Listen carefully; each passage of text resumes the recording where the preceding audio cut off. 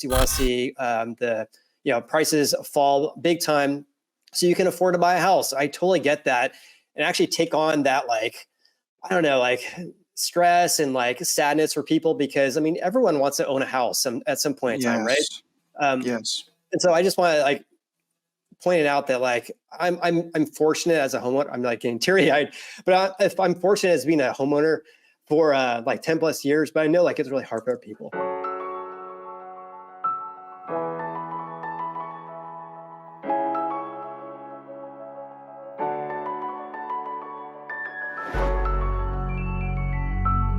Welcome back to Real Estate Mindset. Today's video is going to be absolutely bonkers. Now, the data is it.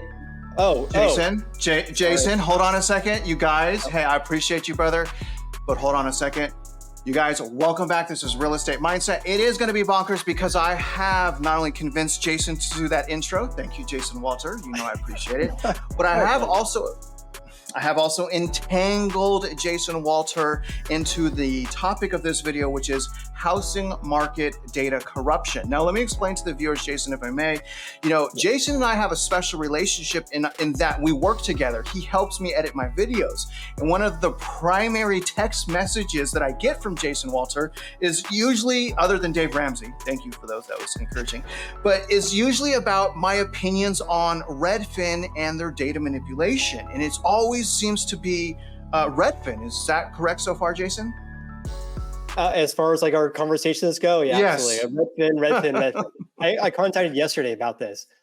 Okay. Well, my point is Jason and I are talking about this. And so what I wanted to do today is I wanted to talk about the data. I wanted to present it to Jason Walter, because obviously, guys, he's the data guy. He's well known around the YouTube community. His channel is right here, Jason Walter. You guys can come here. He's all about the data. He's shooting straight with the data.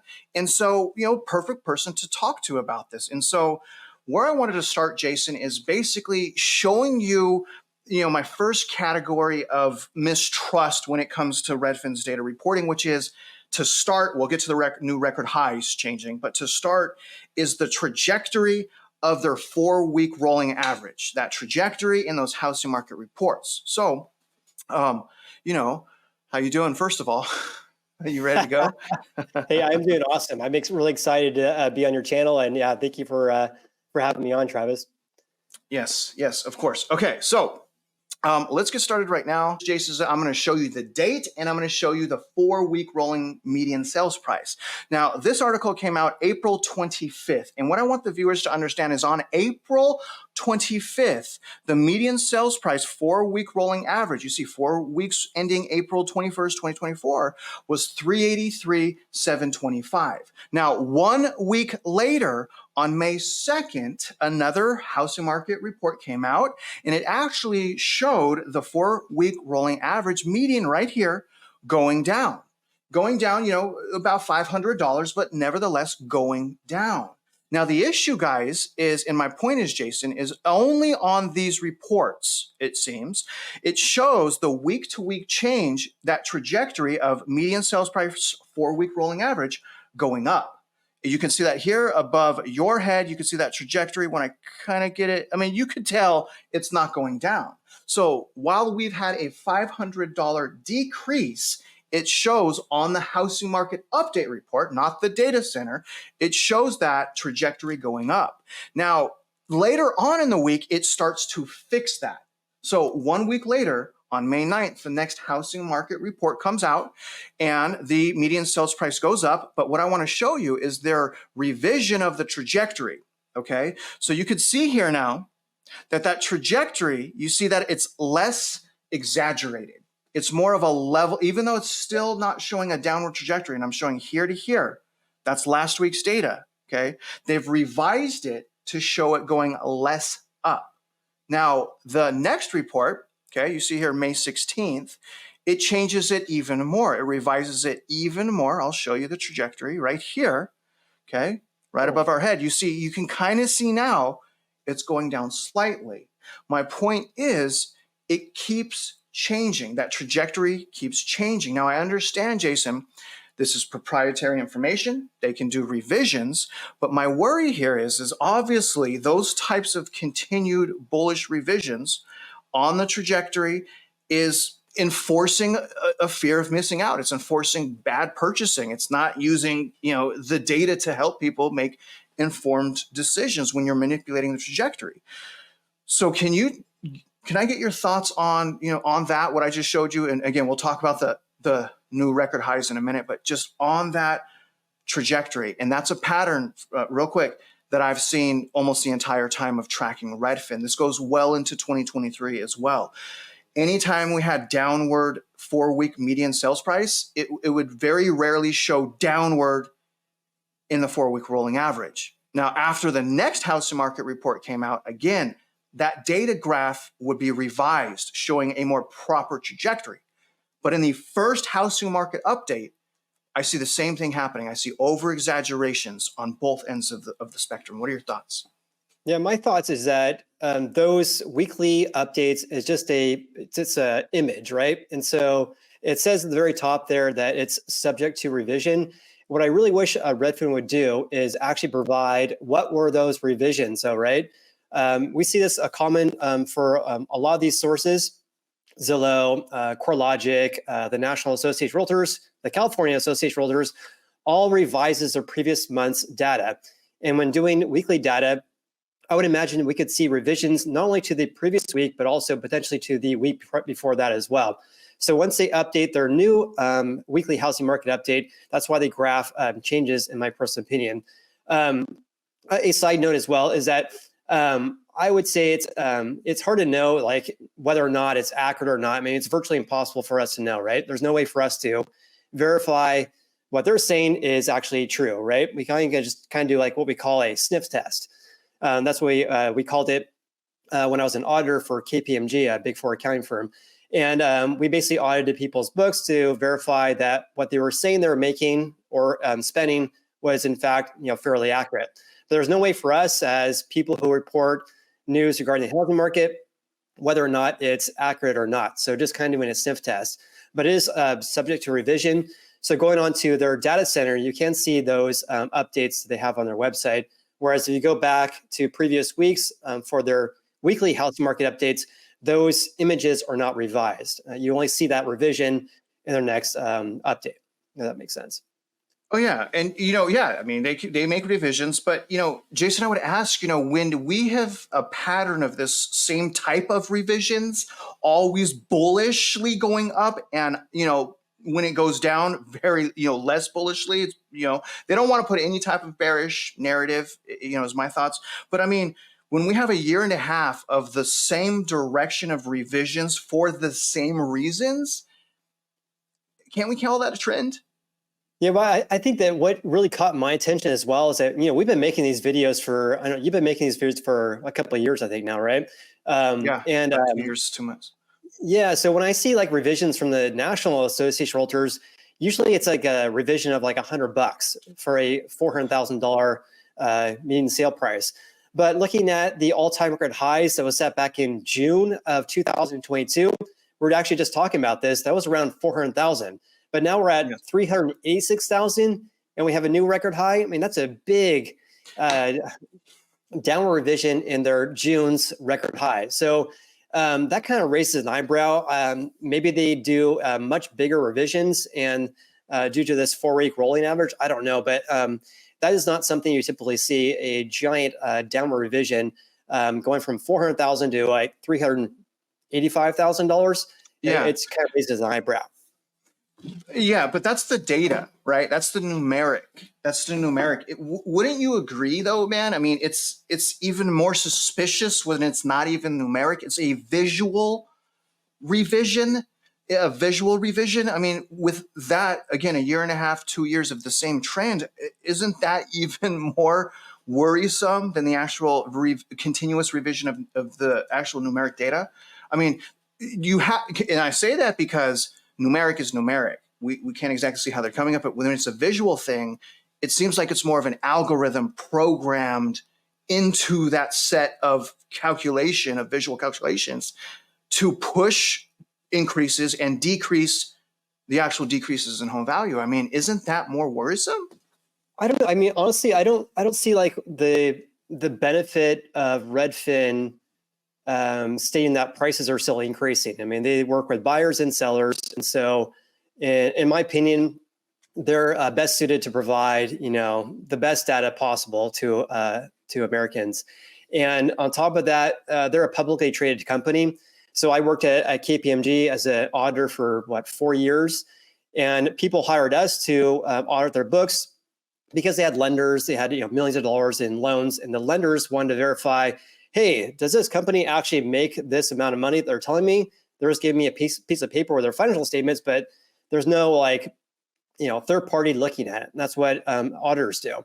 And so with a public company, I would imagine there's a lot of scrutiny regarding not only their data, but also the reports as well. So they have probably a CPA accounting firm looking over their shoulders to make sure they're reporting accurate data. So in my personal opinion, I don't think there's really much manipulation going on there. But yeah, again, a revision of like $15,000, I don't understand that. And Jason, can I ask you, man, I mean, is it a normal procedure for a data reporting company to report how their proprietary information is calculated? For like a Zestimate, like their 4-week rolling average, would they disclose as a publicly traded company how they're creating that proprietary information? To their auditors? Yes. Do CPAs look at their algorithm and how that is, how that is made? Or do you guys looking more at money coming in, money going out, following money? I mean, is there someone reviewing the algorithm? I'm not sure. It's a good question. I mean, that'd be a question for the auditors of Zillow. I'm sure they have like a team there probably all the time. There's definitely going to be auditors regarding their financial statements for sure, but that is independent of like their the Zestimate, for example. Right. And let me show the viewers now. Moving on to the record high, and we'll talk about the difference between monthly and 4-week rolling. But as you were saying earlier, we have reports. Again, these are their weekly housing market reports.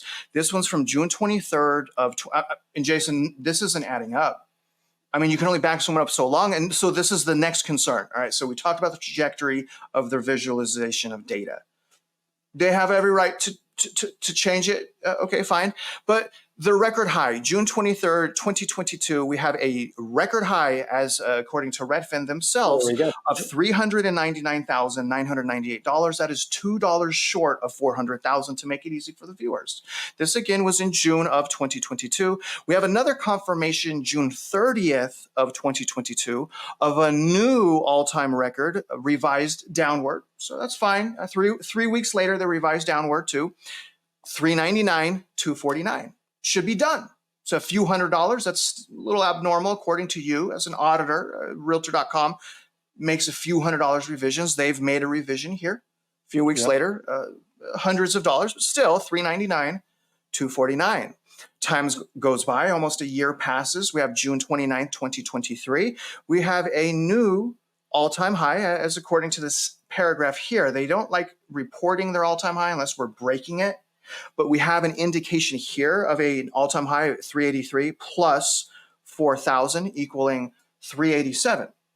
Okay, so this was a year later now. We have an additional revision of 387 1 year later.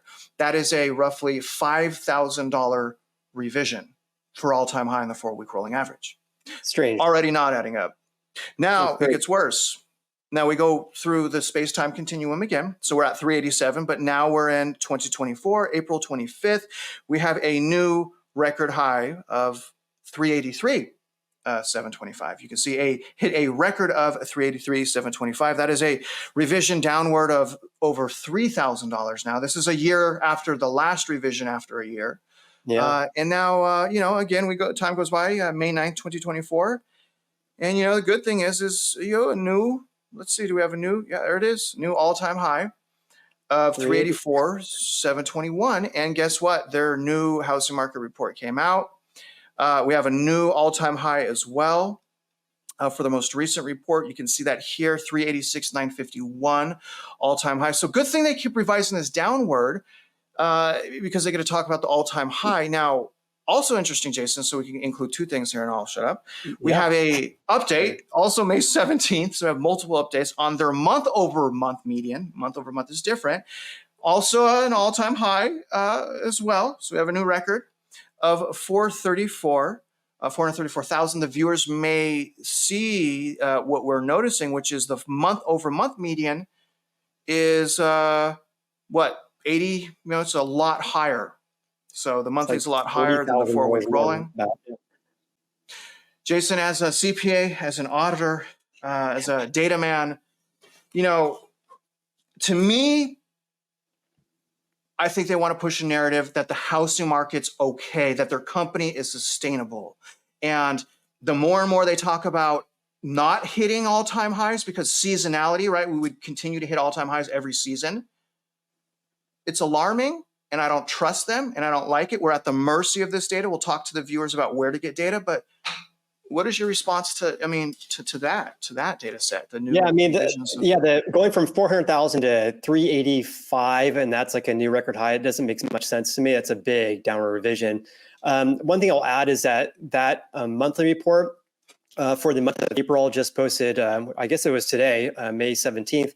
I've emailed Redfin multiple times to figure out what the heck is going on regarding their monthly report compared to their weekly report, which is a 4-week rolling average, because there's been times when the 4-week rolling average encompassed past tense, the vast majority of that month, maybe missing a day or two. Whereas looking at their monthly report, it was like far higher. And I have not gotten a clear answer. I've gone all over Redfin's website to figure out what is actually a home, right? And so in my opinion, because Redfin never gets back to me, I email them all the time about, errors they have on their weekly reports, and they never respond back, but they do update the reports. Is that on their their monthly reports, and again, covering the entire month, that April report you shared, I believe that's only looking at single family houses. That's why the median sale price is at 434,000 and not 385. And therefore their weekly reports may include all housing types, which includes single family, townhomes, condos, and co-ops, for example. That may be one potential reason why their sale price is so much less on their weekly reports. What's your thoughts? Okay.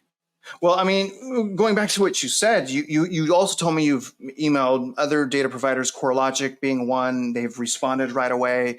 You're emailing Redfin, probably kind, nice, and they're not responding. Jason, before we continue, I have to ask you one more time, are you suspicious?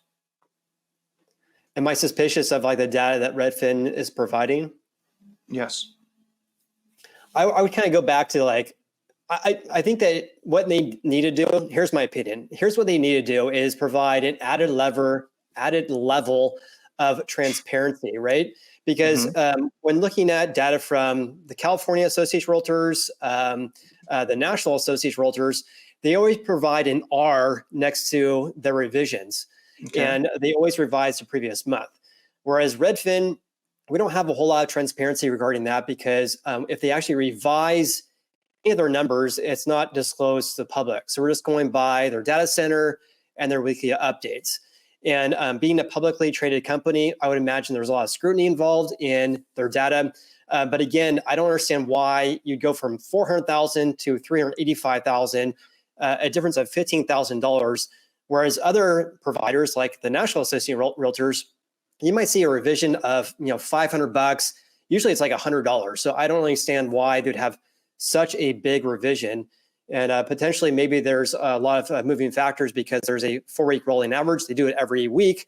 And so therefore, there could be a scenario in which houses are still in pending home sale status, but they get updated before they release the report. So there's probably some big revisions there due to the fact they do weekly updates. But again, it raises an eyebrow, let's just say, why their fluctuations are so great.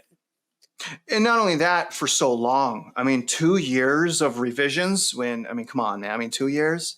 But Jason. This is a huge transaction for consumers. People are normally buying the most expensive thing they'll ever buy, and so can you tell us and the viewers why, in this scenario, especially buying houses, consumers, why is clean and accurate data so important? Absolutely. I mean, gosh, I mean, think of all the data we have available compared to like 2005, 2008. I mean, Mm-hmm. there were basically like no data available.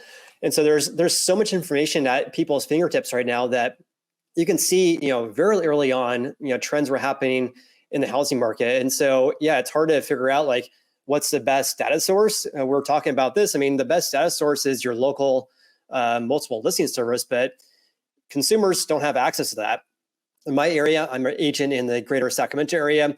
Zillow, Redfin, Realtor.com, all the big sources have a direct link to our MLS. So when a house gets listed for sale, I just listed a house a couple of days ago.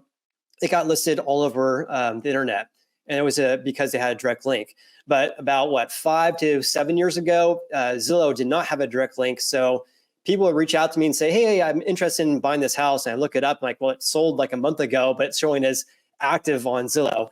And so Yeah. I think there's a lot more features, search parameters we can look at on the MLS. It's a fantastic tool that agents use, but you can look at a lot of those sources on other websites, such as the ones I mentioned. Okay. So yeah, that makes sense. Yeah, and can you tell, MLS, multiple listing service, comparable data, arguably the most important, like the sold home, like how did it sell? Texas Yep. non-disclosure, so that's not public. California disclosure, it's public. But why, Jason, is the MLS, multiple listing service, the best data source? Yeah, really good question. And maybe people aren't aware of this. So the MLS is what agents use. So if I have a listing, I enter it into our local MLS, and then I publish it, and then it gets sent or syndicated to all these websites such as Redfin, Realtor.com, et cetera, all over the internet. But it actually starts, the source of that, it starts with the local MLS by an agent entering that into the system. And then once the offer is accepted, that agent marks it as pending. It depends on the area, but in my area, it's marked as pending or pending bring back up. The seller accepted an offer. Then when the house actually closes and the sale is finalized, the listing agent also marks it as sold. My area, it's fantastic because probably for about 3+ years, I want to say 3 years, probably been 5 years. When a house goes into pending home sale status, the agent normally enters how many offers were received. And I can go on to sold listings, pendings in my neck of the woods, and see the number of offers received, which is a fantastic tool if you're looking to try to comp out a house. You're looking at a house for sale. Is it an accurate price? Is it a high price, low price? Is it a fair price, et cetera?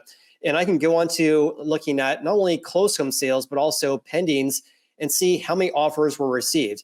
Because the dollar amount that the seller accepted and the buyer agreed to as well is not disclosed when it's under contract with a home buyer. But Yes. one can assume that if a house sells in less than 1 week, they receive 5 offers, chances are they sold for over the asking price. So there's that. But on top of that, when a house actually closes in my neck of the woods, there's a field as well that agents can see that you cannot see if you're a consumer, about how many or how much or what concessions were given to the home buyer. And this is all for existing houses, right? You cannot see that on Redfin, Zillow, et cetera.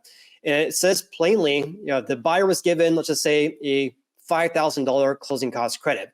So you have to reduce that by the sale price in order to get the comp. So if the house sells for $500,000, but the seller gave the buyer $5,000 as a closing cost credit, that's really a $495,000 sale, not a $500,000 sale. And that is where relying on a professional and a trustworthy agent is very beneficial, to say the least. And I want to get back to the trustworthy, realtors, but, in other words, guys, what he's saying is, as far as the MLS, it's what everyone uses that's in the industry. It's the industry standard. It has raw data. And also, more importantly, it lists details of the transaction, because what Jason is alluding to is you don't know what's going on behind the scenes until it closes if you're in a disclosure state. And the details of the transaction are important because it's not always going to sell at the listing price, right? And, those are important things. But, moving on, Jason, again, talking about the integrity of the industry, I'm going to be a lot harder on Redfin. It's a nationwide company. I think 2 years of revisions, with a range of $15,000 is super bullish. I think it's super deceptive because of the way the revisions are done, the lack of transparency. To me, do 3 strikes and you're out. How many strikes are we giving Redfin here? Geez Louise. I hear you, brother. I want to be balanced. I don't like it. But can you talk, because you are a realtor, your boots on the ground, you have a great perspective. Do you think that the industry overall needs to step up? And I'm including loan officers, realtors, title companies, insurance companies, appraisers, consumers even. Do you think overall the industry and the people involved, we need to step up? Yeah, I think so. I always go back to how hard it was to get my CPA license. I've been inactive as a CPA for over 10 years now, but I still have my license because it was so challenging to get it. So I always tell people that you have a wide range of people you work with in the real estate industry, especially regarding agents and loan officers, because the barriers into entry into our industry are very, very low. Passing my real estate exam, I think I took maybe 3 or 4 weeks to study, and I easily passed it. I think I passed it. Yeah. I passed it the first time, but it probably took me like an hour to take it for a 3-hour test. And no education requirements when I took it. Versus the CPA exam, I have to have a college degree. I have to have a certain number of credits for accounting and business courses. I had to take 4 classes, not 4 tests.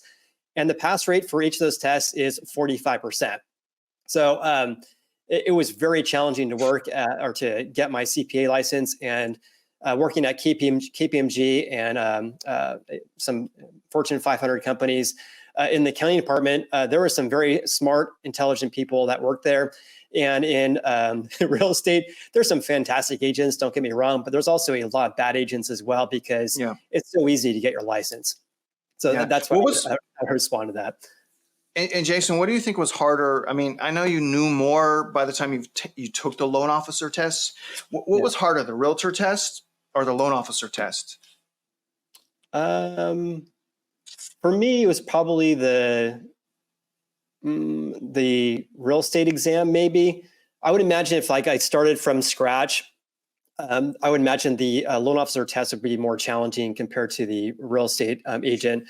I've been an agent for 11 years, right? And a lot of the questions on the loan officer test were, stuff I should know as an agent. And I only studied for a week and a half for my loan officer license, and I passed easily. I think I spent maybe 45 minutes doing the test, and it was a 3-hour exam, and so I finished it really quickly and got 86%, and the pass rate was, or the passing score was 70 to 75%. So 75, yeah. 75, yeah. So I got 86, and I started studying a week and a half before I took the exam.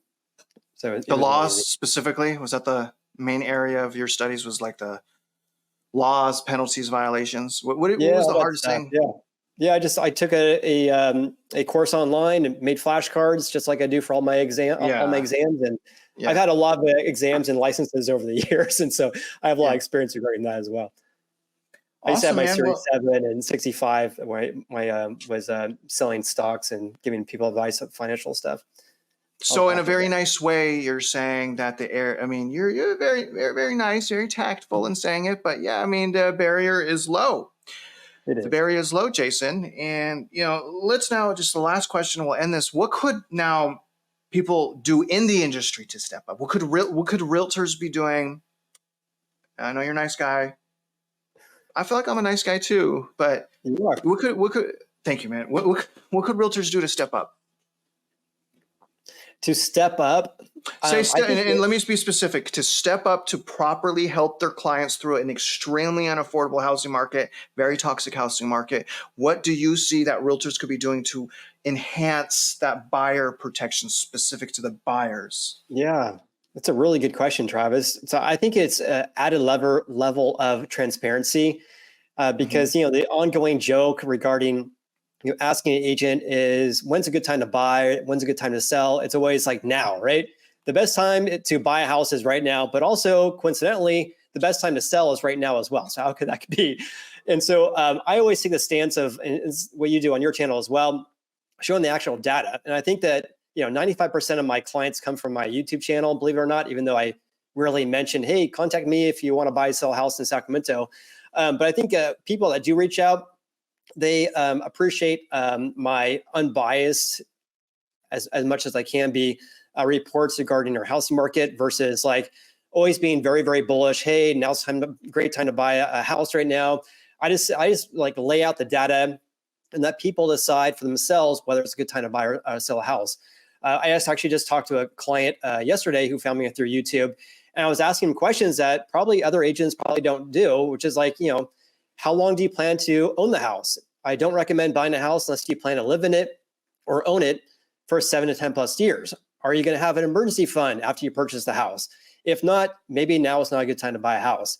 And so just answer your question in a roundabout way. I think that we have to have more transparency in the market, provide people information that they probably want to seek out, just be open and honest with people. And I think people appreciate that.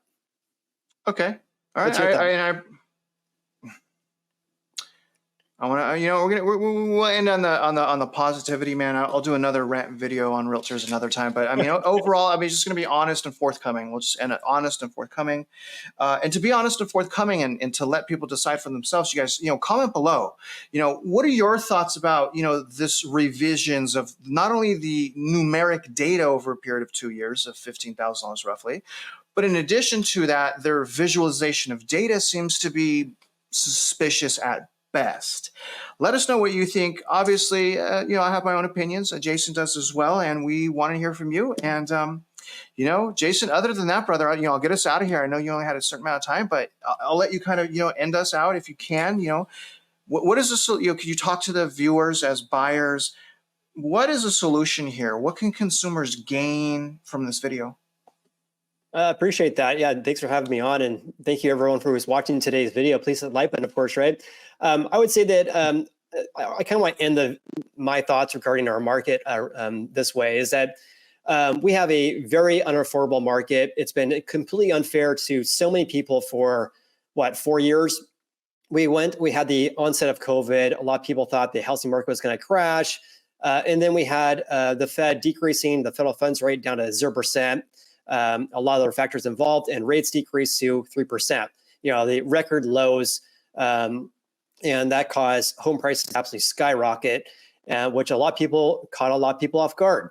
And I know there's a lot of people who are waiting on the sidelines for prices to decrease. You want to see the prices fall big time so you can afford to buy a house. I totally get that, and actually take on that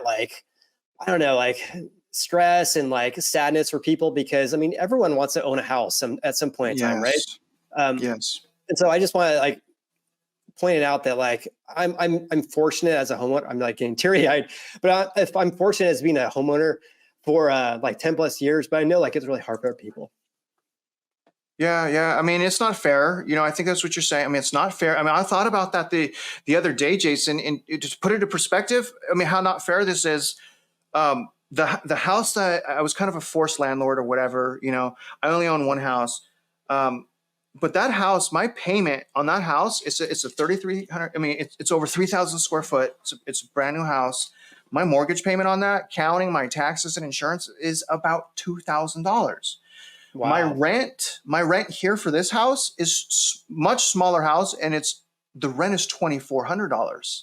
Wow. Yeah. So that's the different. It's such an extreme difference. The incentive to sell, the lack of existing inventory, the incentive to sell is completely two different worlds. If you purchased a house post quantitative tightening, if you purchased a house 2020, 2019, even times in 2021, more than likely your payment is really low.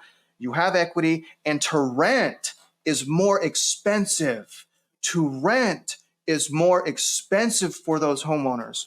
The post-quantitative tightening homeowners, it's not. If you're buying a house right now, it's 50% more expensive to buy. It's 50% cheaper to rent.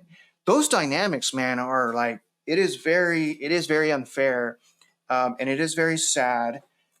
And you don't rush. Don't rush. There's pros and cons of so many things. There's so many different market, so many different goals. But just I really appreciate you empathizing with people, man. I think that's very, very important. And I think what you do and I like this about you. Your empathy is trying to be unbiased, just straying, just in the data. Here's the data.